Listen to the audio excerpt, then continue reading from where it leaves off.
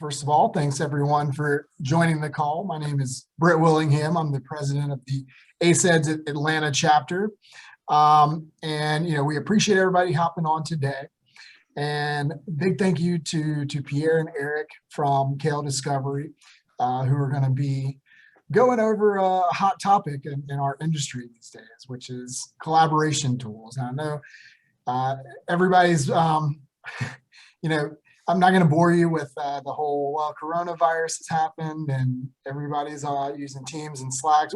We all know what's going on. Today we're going to talk about how the e-discovery world is handling these technologies from a point of view of from collections, production, review, all that kind of good stuff. And again, just a big thanks to Eric Robinson, who is going to be doing the presentation today. I know he's got a lot to cover. So, one last little note before I turn it over to him is that we do have the joint holiday party with Women in E-Discovery and ILTA and ACEDS Atlanta coming up on December 8th. Looks like it's going to be at Maggiano's. So everybody mark your calendar.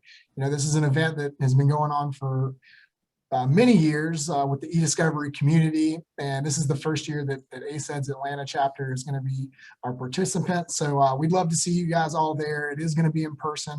So wear a mask and a Santa hat, and let's all get together and do some networking and have a drink or two. So with that all being said, Eric, the floor is yours, my man. Take it away.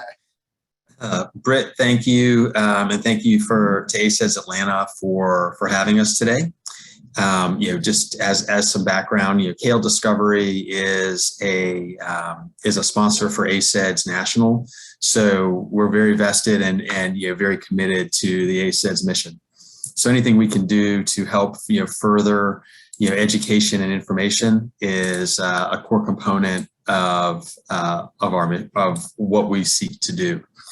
As Britt mentioned, today we're going to be talking about collaboration platforms. And we're going to start with some background that kind of gets into how we got to where we're at. Won't be a surprise to many people, but at the end of the day, in my practice as leading our advisory services group, I still see a lot of instances where forms of communication that didn't exist 10 or 15 years ago are still being missed in the discovery process. So while many of you may be in tune with all of that, I think the reality is that some people are still not getting it. So want to at least highlight some of those components. As Britt said, there's a lot of information in this presentation. I'm not going to read every slide to you. Anyone who's interested in receiving a copy of the deck can reach out, and we'll be happy to provide it. And happy to engage in any other discussion or conversation along the way. The things we're going to be covering today are going to be really looking at what technologies organizations are adopting and how they're being used. We're going to talk to some extent about the preservation and collection practices around some of these more common platforms. And have some discussion as well around the need to understand your data and some of the strategic decisions around technology that become important as you start to identify what your data sources are. And then how do we leverage technology once we have the data, whether it's from a processing perspective, from a review perspective, with the acknowledgement that there's no easy button and there's no one silver bullet that's going to resolve every challenge or every opportunity for every platform. I think the key is that we just have to be prepared and be willing to be nimble and to kind of be able to move with the changing landscape. So during the pandemic, obviously everyone's world shifted, whether they changed dramatically or they changed in small form. Everybody's world changed. And prior to the pandemic, one of the things I talked often about was that the first rule around the e-discovery process and data management and all those kind of fun things is that technology will always change faster than the technology we have to collect, process, and review it. It's Moore's law, whatever you want to refer to it as. It's a simple fact. And the second rule is that rule one is always going to rule our worlds. As we've all experienced, what we've seen is a significant rise in the use of cloud-based technologies. Whether it's done as software as a service, infrastructure as a service, platforms as a service, whatever it may be, this dramatic move to cloud-based resources has created a wholesale shift in how we view data, excuse me, and how we access data. It's also created a shift in some of the core e-discovery practices, not the least of which is how we collect the data. One of the things that's created efficiencies in this move to the cloud is the rapid adoption of remote collections. So while we haven't eliminated the need to have forensic analysts, travel to a client site to physically in-person collect data, that still exists. But what we've seen is a significant and dramatic increase in the amount of data and the percentage of resources that can be collected via remote collections, which can be a significant efficiency when efficiencies often result in cost savings. So what that means is that you have to ensure that you've got defensible processes in place to effectuate these remote collections. And whether you're using remote collection kits or you have analysts that are remoting into environments to do collections over the wire, it's important to understand what those technologies are. And when you're leveraging some of these remote collection technologies, is understanding what the capabilities and limitations of those technologies are. And this is true whether or not you're talking about laptops and servers or whether you're talking about mobile devices.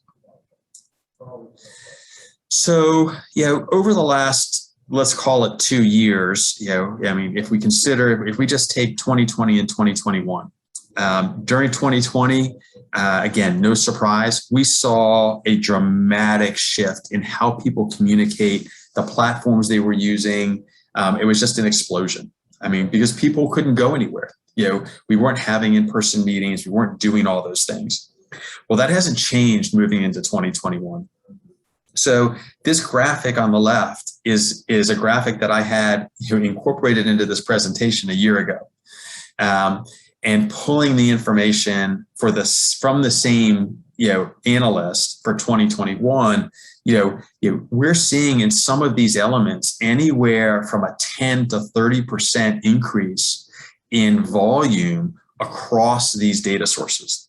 We've got a few slides here that I'm going to touch on briefly around some of these elements, but just really kind of comprehending that, for example, from we've got WhatsApp and Facebook Messenger, which are no longer just simple social media communication platforms. They're being used for business purposes. A year ago, there were 59 million messages a minute sent. In 2021, that became 69 million messages per minute.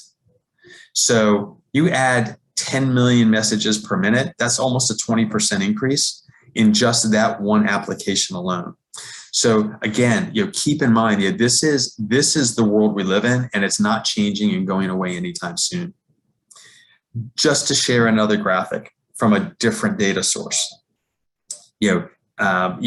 Instagram has increased users, exponentially. All of these platforms have increased users exponentially, but this is what's represented in every minute of every day on these platforms. TikTok, which has exploded, and I don't care what generation you are part of, whether you are a Gen Zer or a baby boomer, almost everyone is looking at TikTok, right? And in the last year or so, the TikTok population has grown, by about 35%. And every minute, there's 167 million users watching videos on TikTok. Just put that into perspective about your day. And again, we can look at things like Instacart, which isn't a social media platform, but is a shopping platform. $67,000 per minute is being spent on Instacart.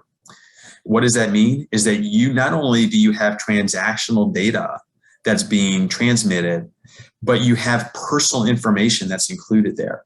So we're now implicating things beyond just pure transactions. Now we're implicating data privacy and cybersecurity across all of these components. A couple of high-level graphics just to kind of drive this point home.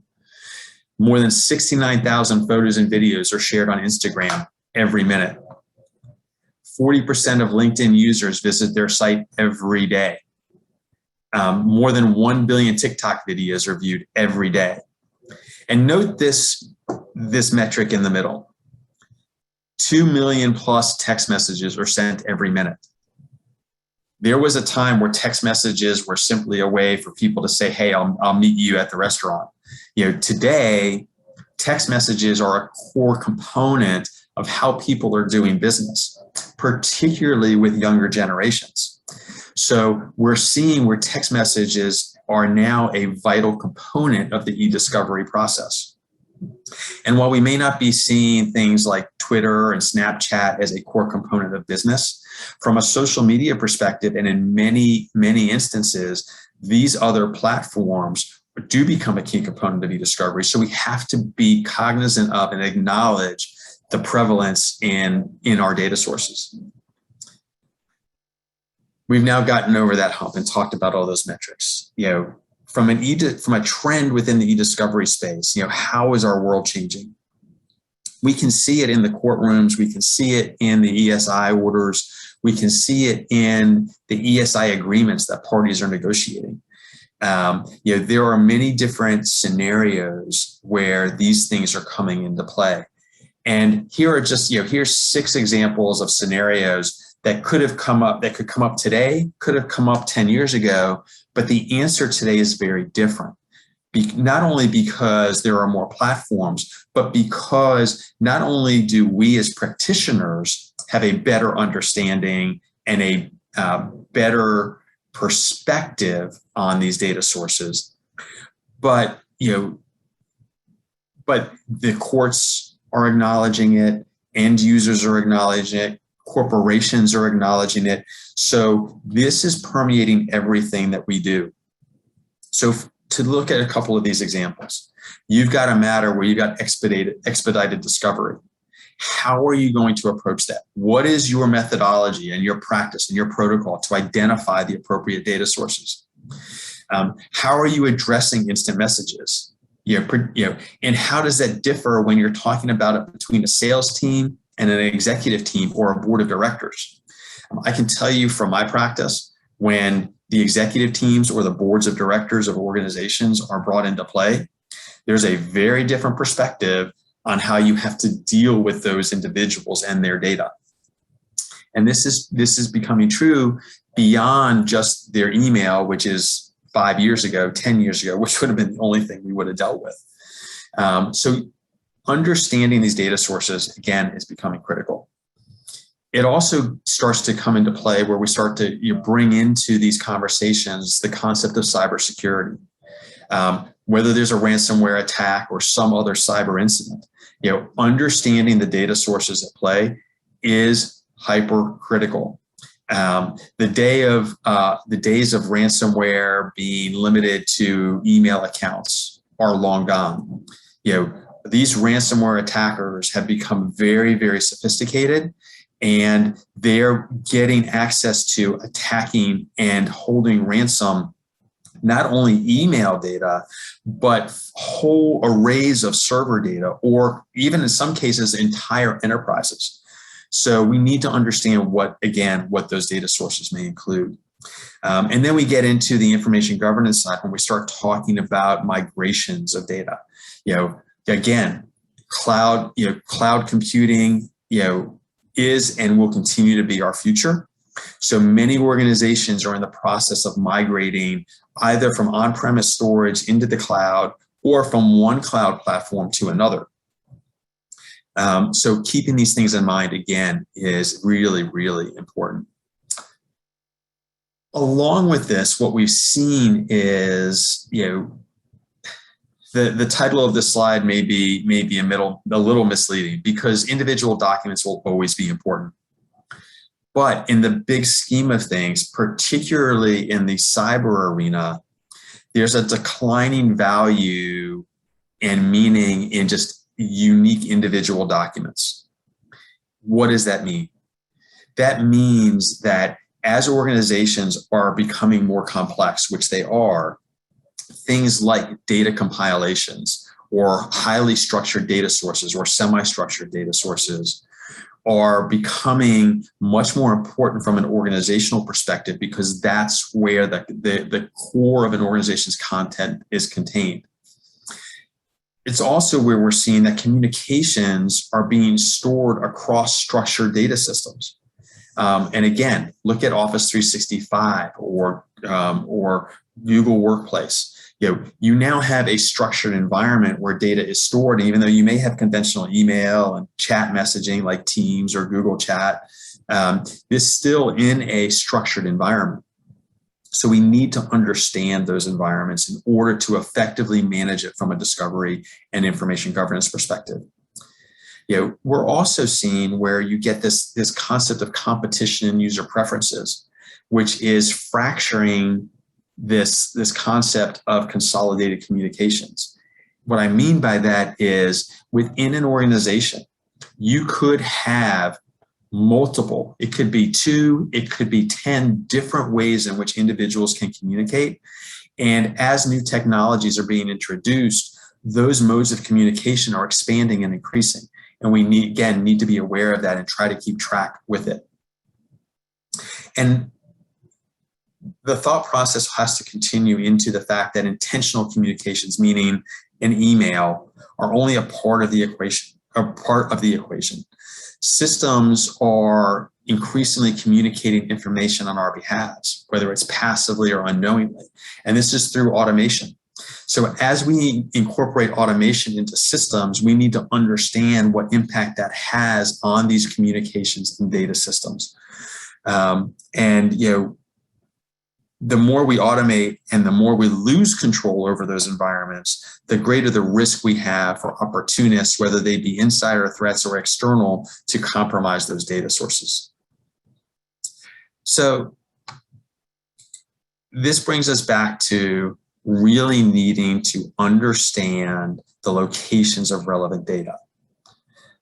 Again, I keep saying 5-10 years ago, because 5-10 years ago, we didn't really think a lot about social media sites or instant messaging. We thought about email, which was on-premise mostly, computers, whether they be laptops or desktops, servers. We didn't even think a lot about flash drives. We might have had some external hard drives that sat around. We definitely didn't think a lot about cloud services. But we have to consider all of those things and more every time a new matter arises. So whether you're in a law firm or corporate environment, it's critical to understand the data environment that's at play in each and every matter that you're involved in. And the basic rule here is that anything that has any kind of memory, anything where anything could be stored, is fair game. And the best way to work through this and to identify the relevant data sources is through custodian interviews. Keeping in mind that custodians are not just those specific individuals that are directly related, but you could have a indirect custodian who is, say, for example, your Microsoft Office 365 administrator, or your Google Workplace administrator, or your Slack administrator. So those individuals become critical elements and the critical points of communication and interaction within this assessment. So these different data sources, locations, give rise to different data types which give rise to different concerns and complications in the preservation and collection process. So there's some foundational elements that come into play. And one thing that has not changed with respect to this overall preservation process are these core elements around legal hold and preservation. So regardless of the data sources, there are some key questions that have to and should be asked. First and foremost, you have to identify the scope. So it's the who, what, where, and when. Who, obvious, who are your custodians? What is the relevant information? Where is the data stored? And when, meaning what is the time frame that's at play? And then the implementation of litigation holds, preservation holds across the data. Here is where things can start to get complicated. Now, some organizations can do this preservation or litigation hold or that preservation in place, meaning they're doing it completely within the data sources. My experience is that's far and few between. Then there's the option of creating preservation repositories. Preservation repositories are great, but now with all of these new data sources, you have to figure out how are you getting these data types into a preservation repository that is usable, that you can then move data downstream for your actual e-discovery needs, which leads us into this collection process. So this collection process requires us to assess the same questions we assessed within the scope component, but adding the element of how we do it. If we went back 10 years, if everyone would have said, yeah, I've got this, the process hasn't changed. There's, maybe we've got some new operating systems, but the basic technology, basic data sources are the same. We're in a very different world. So this how now becomes a critical element.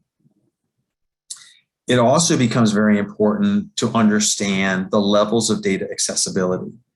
And why is this important? Let me first put out there, I completely understand, acknowledge, and accept and promote the idea that in these ESI protocols, ESI orders, preservation practices, whatever you want to title them, in many of them, the parties agree that deleted or legacy data is not within scope. And that's great. But that is almost always presented with a caveat that says as long as that data is available from a more readily accessible data source. So this comes back to that preservation component, understanding where your data is and how you're going to get to it. The active data is the stuff that's generally available and that's used every day. Easy, everybody gets it. Your archive data is data that maybe your daily, weekly, monthly backups. Hopefully you never need to go to that data. But if you have a matter that extends over a longer time frame or backdates to a time frame that is not accessible through your active data because of standard retention and data disposition policies, bringing in records management components into this process, then that archive data then becomes a critical element because that data is not available elsewhere. Legacy data becomes a different component. It is sometimes, from all practical perspectives, inaccessible because while you may have the data, you may no longer have the systems to access that. And then deleted data, is not often brought into scope, but when it is, again, understanding what the sources of that deleted data is critically important and how you're going to get to it.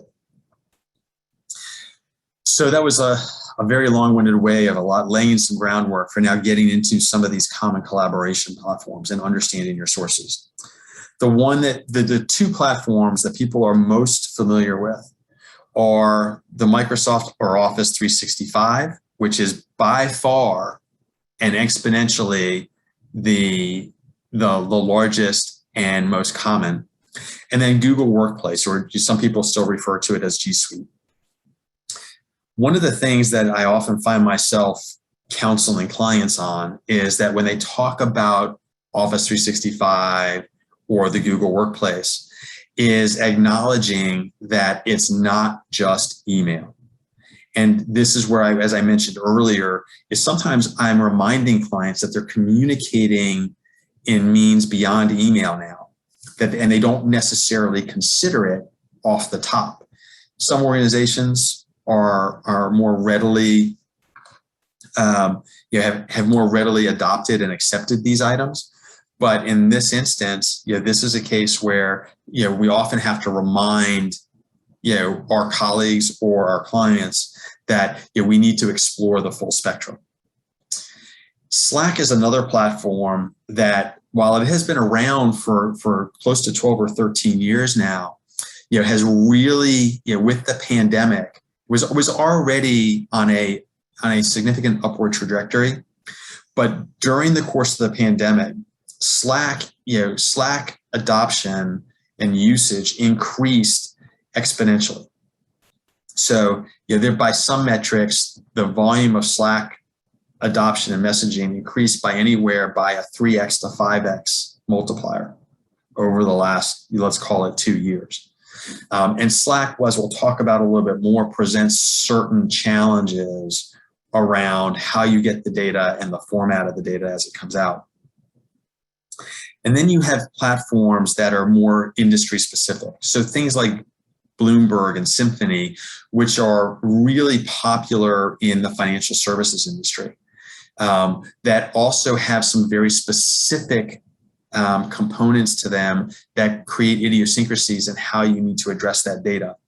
And while most of us may be familiar with Bloomberg, Symphony is an up-and-coming platform that is challenging Bloomberg. Although Bloomberg, like Office 365, has not been unseated as the perennial Goliath for 25 years since it's been around.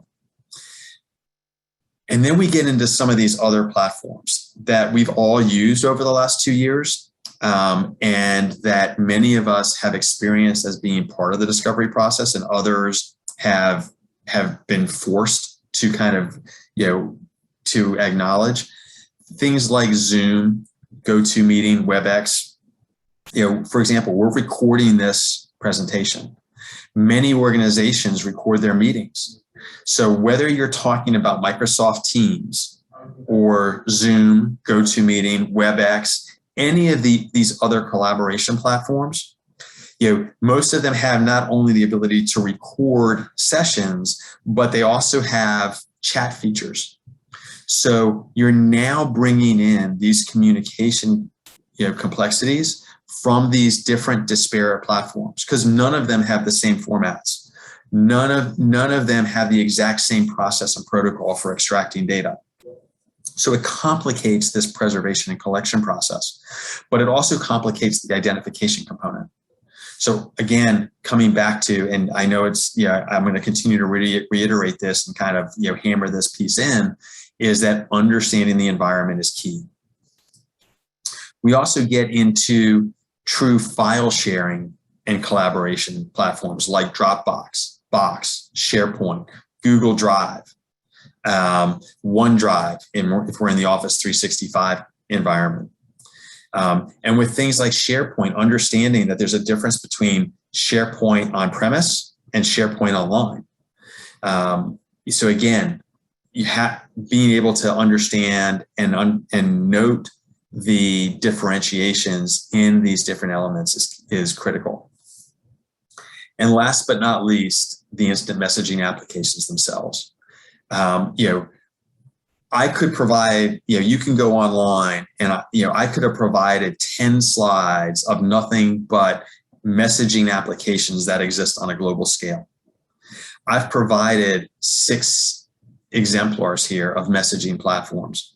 One of the things that can come into play is that, some of these applications are stronger and more predominant on a regional basis. So understanding where your communications are taking place geographically and the geographic scope of your discovery is also critically important in what questions you're asking about what communications applications are in play. So whether it's Messenger, which is no longer referred to as Facebook Messenger, but as an independent application, WeChat, which is which is exceedingly popular in the Asia Pacific region. WhatsApp, which has grown to global scale, is something that organizations are using on a global basis for communications. One, because they can use it as a free application.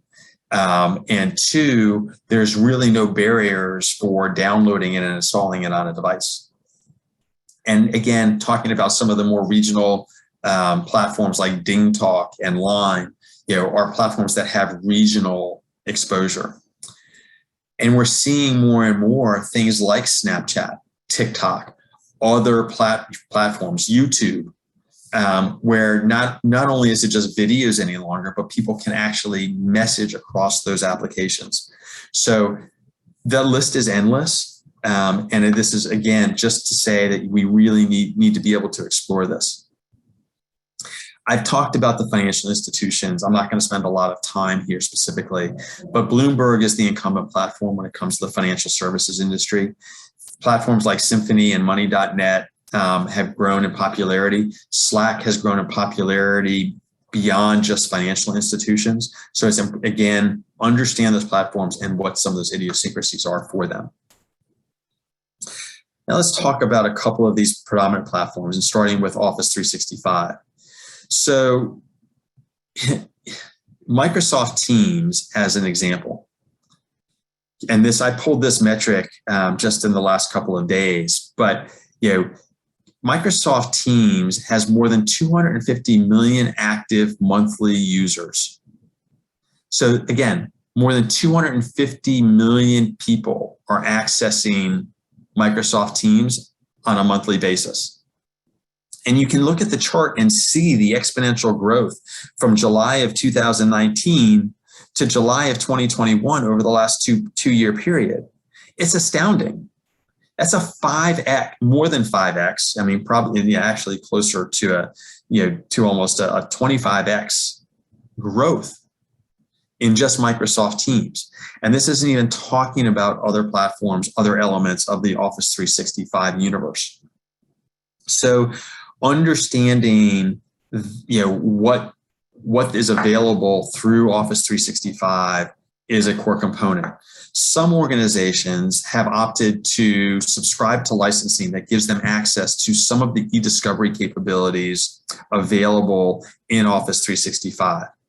And for anyone who has used any of those components, it is highly dependent on what licensing is available, what has been subscribed to, and the extent to which they can be leveraged is highly dependent upon that licensing. So simply leveraging the Security and Compliance Center using E3 licenses for very basic e-discovery capabilities is very different than attempting to use the advanced e-discovery components within Office 365, which require E5 licenses, but which still have some significant limitations from a true fulsome e-discovery process and protocol. So for each organization, it's again critical to understand what their licensing allows them to do, how that impacts with their data, and what actually needs to be done before you decide that you're going to rely on any specific component within that tool stack. For most organizations, they're actually running hybrid environments where they're leveraging Office 365 or the Google Worksite workplace environment, but they still have file shares and home shares in a server environment, or they may still have on SharePoint on premise. You can't forget those items just because someone says they have Office 365 and assume that they're fully a cloud-based organization. But what are some of the challenges, with Office 365? And we're going to focus on Teams here for a minute. So with Office 365 and Microsoft Teams, there's a big difference between one-on-one, chats, or even chats, between, a couple of different individuals versus chats that are done through a Teams channel. So by way of example, if Nilsa Morena and I are communicating over Teams in a one-on-one chat, and I add an attachment, then those chats are stored in each of our individual mailboxes, but any files that are attached are stored in the sender's OneDrive account. In a Teams channel, so let's say we have an ACEDS Atlanta channel on Microsoft Teams, and we're all communicating, there's actually a mailbox in Office 365 that's associated with that team, and those messages are stored in that mailbox. And any files that are shared through that Teams channel are actually stored on a SharePoint Online site that is designated for that team. That is critically important, because when you go to collect data for Microsoft Teams, you have to understand the communications that are happening, and you can't forget, which we have seen way too often when clients have chosen to do self-collection, where they go and collect the chats, but they have neglected to pull the documents from the OneDrive sites or the SharePoint sites. So they get incomplete messages. And then trying to do that after the fact is extremely challenging to align those things. To solve that, we've actually created some proprietary tools to allow us to compile those things so that when we bring them in for processing, we can actually align those messages with the associated attachments. So again, there's a lot of complexity here, and it's important, to understand, how things are being communicated. So, as I mentioned, for eDiscovery in Microsoft Teams, you have some options through the core eDiscovery components or through the advanced eDiscovery components. You have to be cognizant of the chats, whether they're one-on-one or one-to-many, whether you're dealing with the Teams channels or private channels. You also have to understand that in Microsoft Teams, there's also things like voicemail and call logs. And meeting recordings are stored in Stream, not in Teams. So really either having access to an Office 365 expert to guide the process or understanding it is again, very critical. So as we go to prepare to collect this data and this information, you really have to go through very specifically the custodian identification process, identify what teams they are a part of or they have access to, and then identify the URLs or the UNC paths for not only the teams, but any of the SharePoint and OneDrive sites. The Security and Compliance Center allows you to use content search to search and export content. When using that, data is exported in a MSG format. It also allows you to bypass some of the built-in, by leveraging these tools, allows you to bypass the built-in encryption technology, so that you're not having to try and decrypt these things downstream. And then having a tool like KLD's Email Composer to kind of weave these things back together is important as you're trying to kind of move these things forward in the eDiscovery process. Again, we're not gonna read all of this to you, but doing any type of collection through Office 365 is going to require admin access and two-factor authentication. And there are some real challenges. Some organizations are hesitant to provide the level of admin access that's necessary. Doing the data location identification component can be challenging if you don't have a system administrator that understands their environment. And collection timelines can be very tricky. Unfortunately, Microsoft does have a tendency to throttle the output of data from Microsoft Office. and Office 365.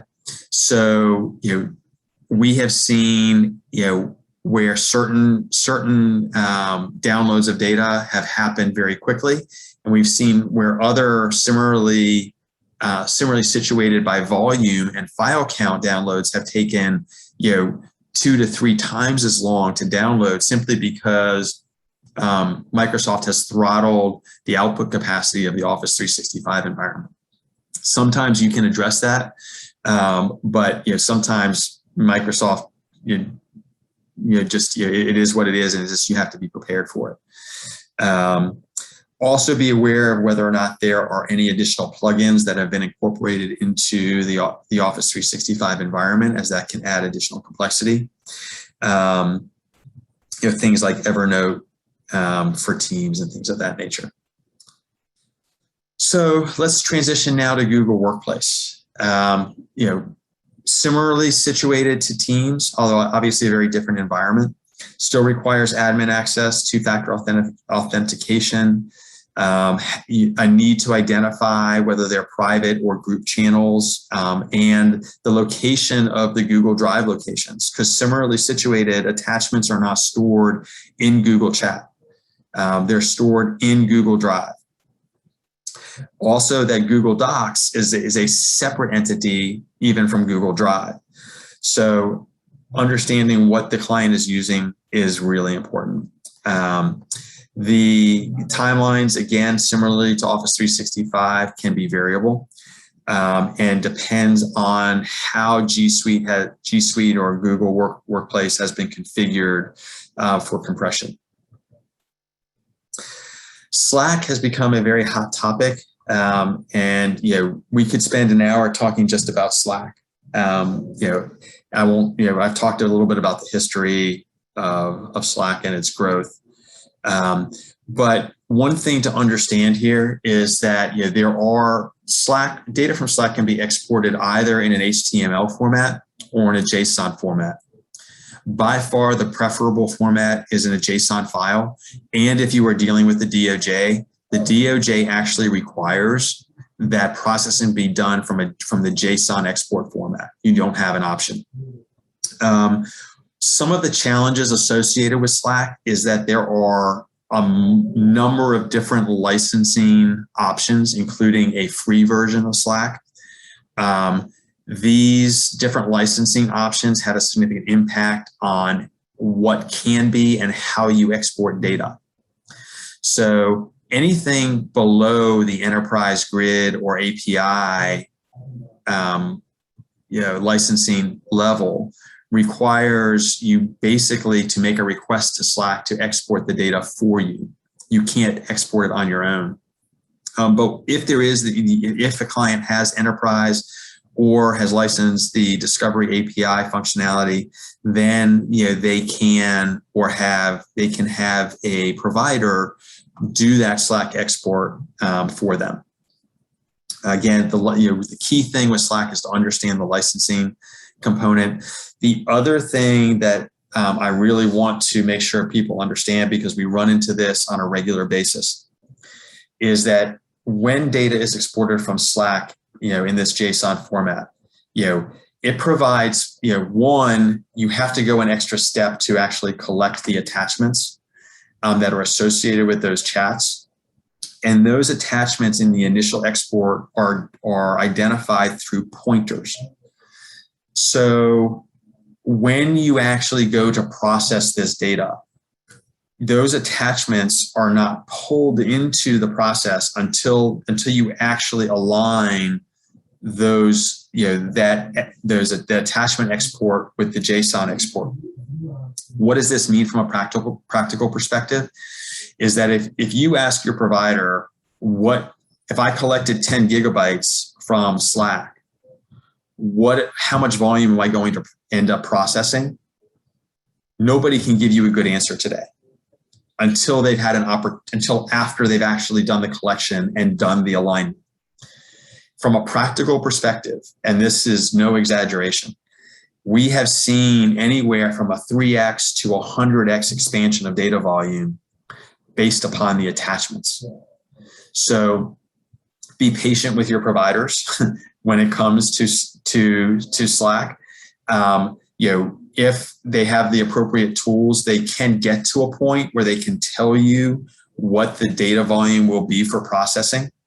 But up until the point where that happens, no one can give you a good idea of what that's going to be. And that's true for virtually every provider out there that I'm aware of. Again, we're not going to spend a lot of time on case law, but there's this calendar research case dealt specifically with Slack, where the defendants, produced about 25,000 documents, but none of them were Slack messages. But in a production, there were references to the Slack messages. So the court basically forced, the defendants to go back and pull, process, and produce Slack messages across their environment. The plaintiffs were not able to kind of show bad faith that warranted any type of adverse inference or anything like that, because they did actually move for sanctions. But they were able to get the court to force the defendant to go back and pull those documents. What other platforms and messaging applications can we look at? Just anything social media, and you've got you've got communications. Whether it's Twitter or Facebook or LinkedIn, or we've talked about TikTok and Snapchat, and again, there's the list can go on forever. There's new platforms arising every day. Also, don't forget that audio and video files have begun and very steadily are becoming a more common data source being pulled into discovery. Not for the least reason is that more and more meetings are being recorded. Phone conversations are being recorded. All of those things are now discoverable because they're being maintained in organizations' environments. And understand that within these environments, there can be a lot of user information, some of which may be protected, some of it may not. And that there's metadata associated with all of that. And what that means is that you have to be careful about how the data is collected and preserved so that the metadata itself is preserved and there's no spoliation of that metadata. Keep in mind as well that there are platforms like Hootsuite that use to consolidate access to other social media platforms. So within Hootsuite, as by way of an example, I can access Twitter and LinkedIn and Facebook if I wanted to, or Snapchat or other platforms. I could link all of them through that interface, and those types of platforms could also come into your discovery. And while this has always been true, I will reiterate it today, is that courts are very reluctant to provide a carte blanche authority to seek unlimited discovery of social media. So anything that goes beyond what's available publicly basically needs a showing of cause as to why you need access. With that said, discovery of social media should not be treated any differently from the rules that you apply to other discovery material. The rules have not changed. We've only introduced new data formats, new data sources, but the underlying rules for discovery, while acknowledging, while being modified to acknowledge that electronic data is a core component of discovery, doesn't differentiate between things like social media or email. Again, just a graphic to kind of hone in on what are some of the most popular platforms out there. I mean, Facebook is close to 3 billion users. YouTube is at almost 2.3 billion users. WhatsApp, which we've talked about, has grown exponentially over the last 3 or 4 years, 2 billion users. Instagram, 1.4 billion. I'm not going to read them all to you. Facebook Messenger, which is really just now referred to as Messenger.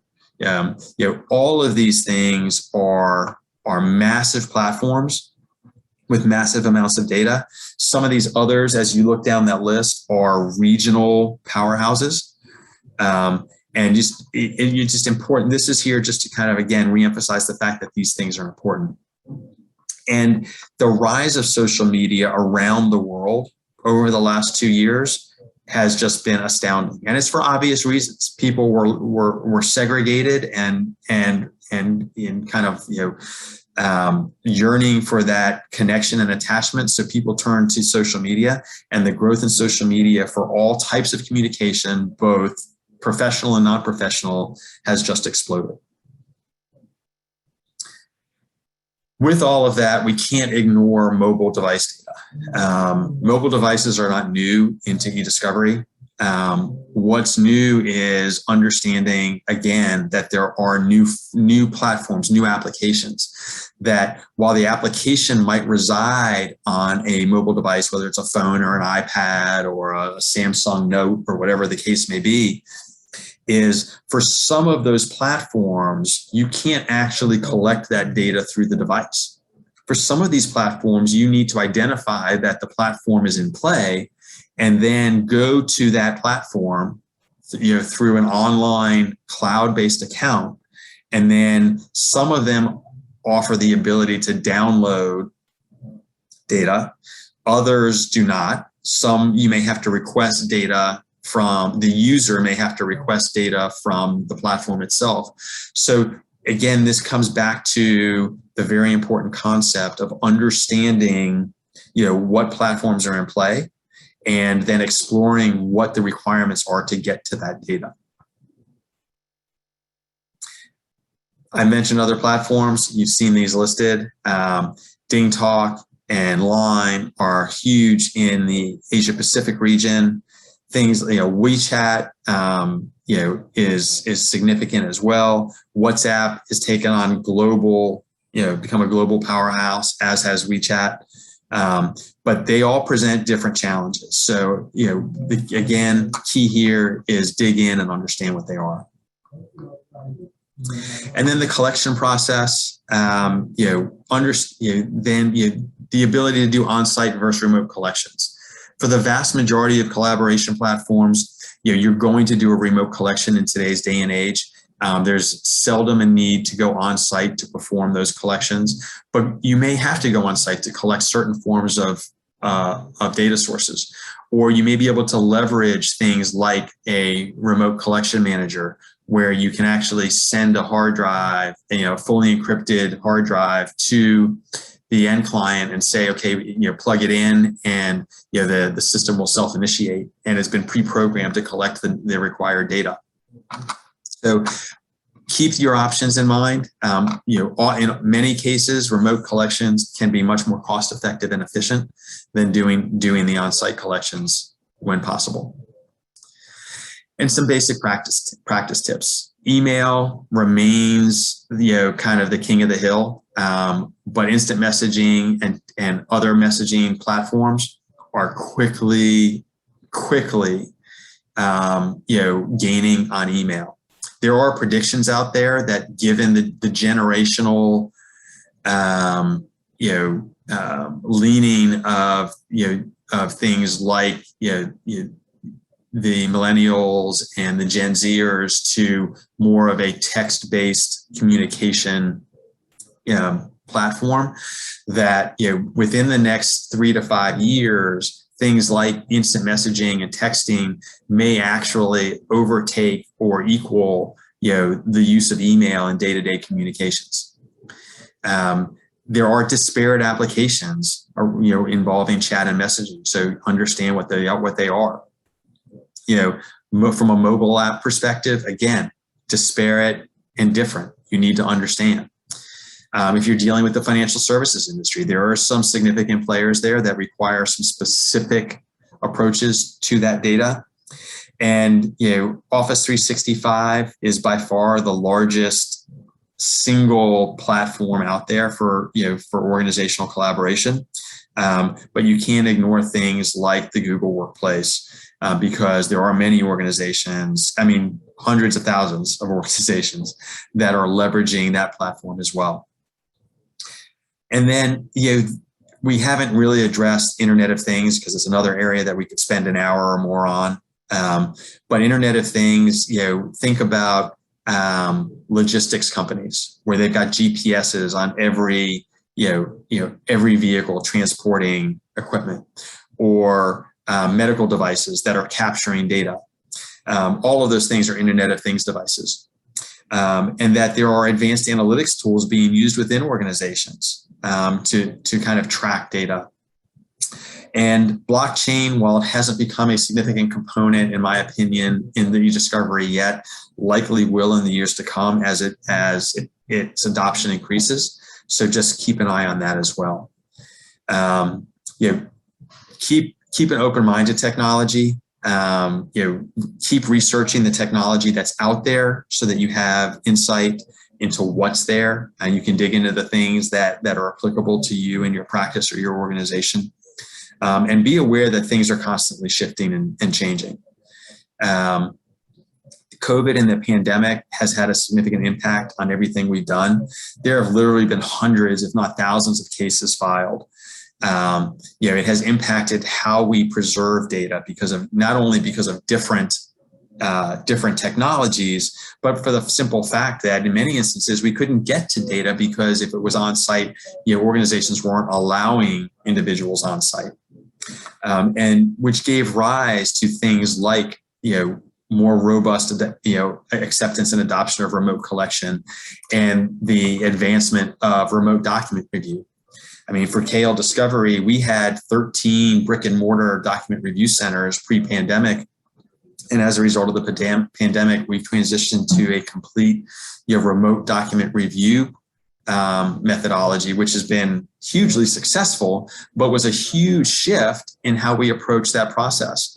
And there's no end in sight, for that, or even a perceived need to go back at this point. And could that change 6 months from now? It absolutely could. But it's changing. The pandemic has changed the way we do business in a lot of ways. And from a processing perspective, you need to understand your data sources to understand what processing tools you're going to need. So with that, when you have data sources, you need to, if you are on the client side of this, you need to be able to collaborate with your e-discovery providers to ensure that you have the appropriate technology to ingest and process this data in a usable format, regardless of platform. And at the end of the day, it's about aligning the data with your matter. You have to communicate the importance of preservation and how preservation can be impacted. Understand new data types, ensure that you've got the appropriate preservation or litigation hold letters that acknowledge these new types of data. And if you're working with non-public social media, you can't access that without consent of the user. Make sure you've got counsel involved when it comes to that stuff. And just know that it's never an embarrassment to enlist the help of an expert service provider or consultant. We're here to help, and in many instances, we can help create efficiencies in the process and ensure that the process is done in an efficient, effective, and defensible way. So, in conclusion, there's tools out there. You can leverage, whether it's leveraging predictive coding or remote collection tools or whatever it may be. These tools are out there to kind of help you with this process from start to finish. And keep an open mind and push through the end of what those technologies may be. See if there's any questions. I know we're about 2 minutes over. There's questions around whether future e-discovery software may link systems more than individual documents. It remains to be seen. I think there's definitely the possibility that will happen. I think that particularly when you start talking about communications platforms, eventually we'll see tools that align things like emails with related chat or Teams messages or things like that. I mean, that's pure supposition on my part. And there's an acknowledgement here that Slack attachments exploding the data sizes. And again, there's really there's a million things we can continue to discuss, but I want to say thank you again to ACEDS Atlanta for inviting us to participate today. Happy to address any questions, either directly or indirectly. Again, and we can provide this a copy of this presentation for anyone who's interested. On the screen now, you've got my contact information, as well as Pierre Beret, who's your local relationship manager there in the Atlanta area. So with that, I'm going to turn this back over to Britt, unless there's more questions, but that is all I have for today. So Britt, back to you. Fantastic, Eric. Great job getting through all of that information. You get allotted time. You went over a little bit, but still an incredible job. Presentation was awesome. Thank you again for taking the time out of your day to do this for us here in the Atlanta ACEDS chapter. And just a quick reminder to everybody, again, we do have the holiday e-discovery community holiday party coming up on December 8th. So be on the lookout for a save the date / invitation coming. And thanks everybody for participating. Have a good one.